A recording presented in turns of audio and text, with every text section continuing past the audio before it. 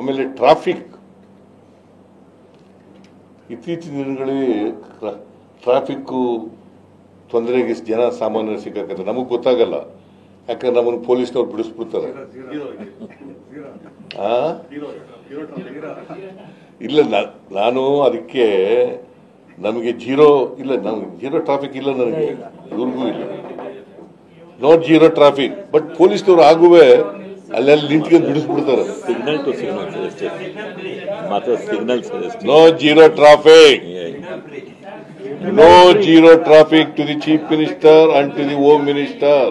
ಬೇರೆ ಮಿನಿಸ್ಟರ್ಗಳಿಗೂ ಹೇಳ್ಬಿಟ್ಟಿದ್ದೀನಿ ಯಾರು ಜೀರೋ ಟ್ರಾಫಿಕ್ ಇರಬಾರ್ದು. ಆದ್ರೂ ಪೊಲೀಸ್ನವ್ರು ನಾವು ಹೋಗುವಾಗ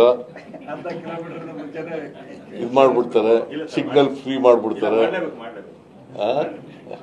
ಹೇಳಿದ್ದು ಎರಡೂ ಒಂದೇ ಆಗಲ್ರಿ. ಇಡೀ ರಸ್ತೆನೆ ಖಾಲಿ ಮಾಡಿಸ್ಬಿಡೋದಕ್ಕೂ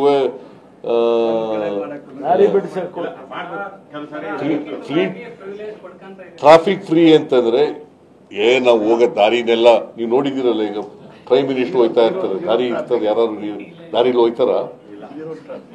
ಟೈಮ್ನಲ್ಲಿ ಜೀರೋ ಟ್ರಾಫಿಕ್ ಆಗ್ತದೆ. ಗವರ್ನರ್ ಹೋಯ್ತಾರ, ಯಾರು ಹೋಯ್ತಾರ? ಇಲ್ಲ, ನೀವು ತಿಳ್ಕೊಂಡಿರೋದು ಹಂಗೆ. ನಾನು ನೋಡಪ್ಪ, ನಾನು ಇವತ್ತು ನಿಮ್ಮ ಮೂಲಕನೂ ಹೇಳ್ತಾ ಇದ್ದೀನಿ, ಜನರಿಗೂ ಹೇಳಿದ್ದೀನಿ, ಪೊಲೀಸ್ನವ್ರಿಗೂ ಹೇಳಿದ್ದೀನಿ, ಎಲ್ರಿಗೂ ಹೇಳಿದ್ದೀನಿ, no zero traffic to the chief minister and the home minister and to the home minister.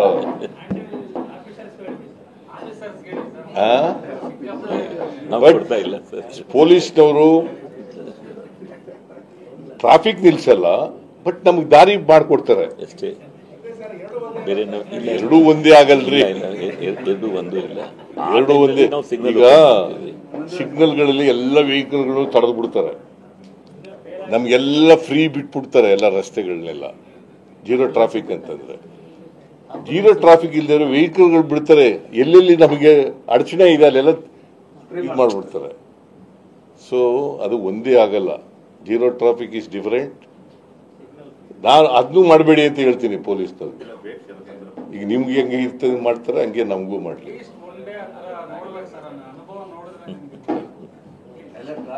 ಈಗ ಅದಕ್ಕೆ ಹೇಳಿದ್ದೀನಿ ಪೊಲೀಸ್ನವರಿಗೆ, ಬರೀ ಕಾನ್ಸ್ಟೇಬಲ್ಗಳು ಇರೋದಲ್ಲ ಟ್ರಾಫಿಕ್ನಲ್ಲಿ, ನಿಮ್ಮ ಪೊಲೀಸ್ ಹೈಯರ್ ಆಫೀಸರ್ಗಳು ಕೂಡ ಇರಬೇಕು ಅಲ್ಲಿ ಟ್ರಾಫಿಕ್ನಲ್ಲಿ ನಿಂತಿರ್ಬೇಕು.